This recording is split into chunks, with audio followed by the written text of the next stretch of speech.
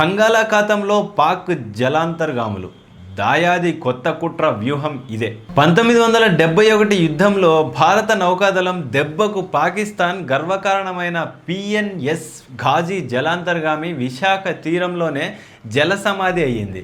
ఆ పరాభవం తర్వాత దాయాది దేశం మళ్ళీ బంగాళాఖాతం వైపు కన్నెత్తి చూసే సాహసం చేయలేదు. కానీ ఇన్నేళ్ల తర్వాత పాక్ నౌకాదళం మళ్ళీ ఈ వ్యూహాత్మక జలాల్లోకి అడుగుపెట్టేందుకు తెర వెనక ప్రమాదకరమైన ప్రణాళికలు సిద్ధం చేస్తోంది. చైనా అండతో బంగాళాఖాతంలో అధునాతన జలాంతర్గాములను మోహరించాలనే పాక్ ఆలోచనను ఆ దేశ నేవీకి చెందిన ఒక సీనియర్ అధికారే స్వయంగా లీక్ చేయడం ఇప్పుడు భారత రక్షణ వర్గాల్లో తీవ్ర కలకలం రేపుతోంది. పాకిస్తాన్ నౌకాదళం చైనా నుంచి కొత్తగా 8 అధునాతన హంగోర్ క్లాస్ జలాంతర్గాములను కొనుగోలు చేయడానికి ఒప్పందం కుదుర్చుకుంది. ఇందులో మొదటి సబ్మెరైన్ ఇటీవల చైనా నుంచి పాకిస్తాన్ ప్రయాణమైంది. ఈ సబ్మెరైన్కు రక్షణగా వస్తున్న ఫ్లోటిల్లా నౌకా కమాండర్ కమోడోర్ ఒమర్ ఫరూఖీ మార్గ మధ్యంలో శ్రీలంకలో ఆగారు. అక్కడ మీడియాతో మాట్లాడుతూ ఆయన చేసిన వ్యాఖ్యలు ఇప్పుడు కలకలం రేపుతున్నాయి. ఈ హంగోర్ శ్రేణి జలాంతర్గాములతో మా దేశ నౌకాదళ సామర్థ్యం కేవలం అరేబియా సముద్రానికే పరిమితం కాకుండా దాటి విస్తరించనుంది.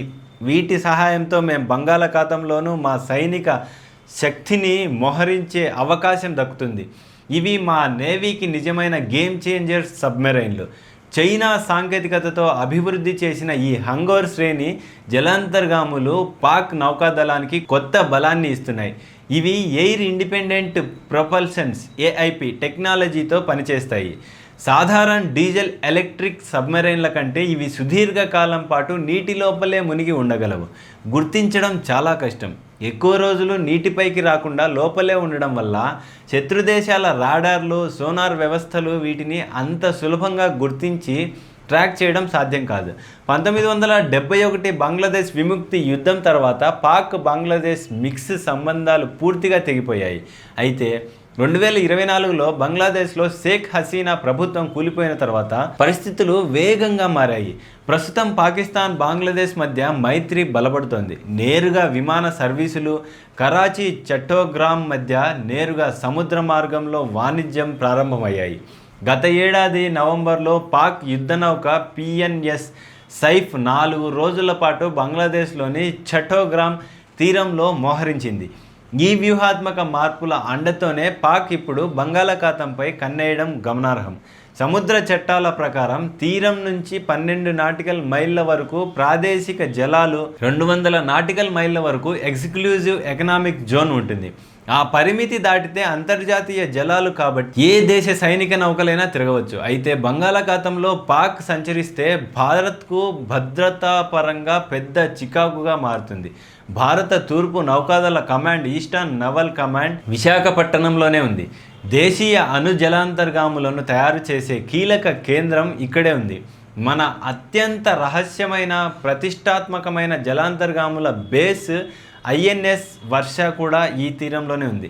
గతంలో విశాఖలో పాక్ గూఢచారులు పట్టుబడిన ఘటనలు కూడా ఉన్నాయి. బంగ్లాదేశ్ తదితర ఆగ్నేయాసియా దేశాలతో భారత్కు ఉన్న కీలకమైన కమ్యూనికేషన్, వాణిజ్య సముద్ర లైన్లు, సీ లైన్స్ ఆఫ్ కమ్యూనికేషన్ ఈ మార్గంలోనే ఉన్నాయి. 1971 యుద్ధంలో ఈ హంగోర్ అనే పేరు భారత్కు ఒక చేదు జ్ఞాపకం. అప్పట్లో పాకిస్తాన్కు చెందిన పిఎన్ఎస్ హంగోర్ అనే సబ్మరైన్ టోర్పిడో దాడితో భారత యుద్ధనౌక ఐఎన్ఎస్ ఖుక్రీని ముంచేసింది. స్వాతంత్రం వచ్చిన తర్వాత భారత్ ఒక యుద్ధనౌకను కోల్పోవడం అదే మొదటిసారి. అయితే ఆ తర్వాత భారత నేవీ వ్యూహాత్మకంగా పాక్ గర్వకారణమైన పిఎన్ఎస్ ఘాజీ సబ్మెరైన్ను విశాఖ తీరంలోనే జలసమాధి చేసి 13 రోజుల్లోనే పాక్ను లొంగదీసుకుంది. రక్షణ నిపుణుల విశ్లేషణ ప్రకారం భారత నౌకాదళం వద్ద ప్రస్తుతం అత్యంత శక్తివంతమైన విమాన వాహక నౌకలు, ఎయిర్క్రాఫ్ట్ క్యారియర్స్, స్వదేశీ అణు జలాంతర్గాములు ఉన్నాయి. పాక్ మాత్రం చైనా తయారీ ఫ్రిగేట్లు, తుర్కియే నిర్మిత కార్వెట్ల పైనే ఆధారపడుతుంది. నౌకాదళ బలంలో భారత్ ముందు పాక్ ఎందుకు కొరగాదు. చైనా నుంచి కొత్తగా హంగోర్ సబ్మరైన్లు వచ్చినంత మాత్రాన బంగాళాఖాతంలో భారత్ సాధించిన తిరుగులేని ఆధిపత్యాన్ని పాక్ సవాలు చేయలేదు. కానీ డ్రాగన్ చైనా వెనకుండి నడిపిస్తున్న ఈ మైండ్ గేమ్ను భారత్ తేలిగ్గా తీసుకోలేదు. పాక్ జలాంతర్గాముల కదలికలపై నిరంతరం నిఘా పెట్టాల్సి రావడం భారత్ నౌకాదళానికి అదనపు నిఘా భారంగా మారే అవకాశం ఉంది. ఏదేమైనా హిందూ మహాసముద్రంలో చైనా పాక్ ట్విన్ థ్రెట్ జంట ముప్పును తిప్పికొట్టేందుకు భారత్ తన తూర్పు తీర రక్షణను మరింత కట్టుదిట్టం చేసుకోవాల్సిన సమయం ఆసన్నమైంది. ఇటువంటి మరిన్ని అప్డేట్స్ కోసం చూస్తూనే ఉండండి ఏటీ పల్స్. అప్పటి వరకు జై హింద్.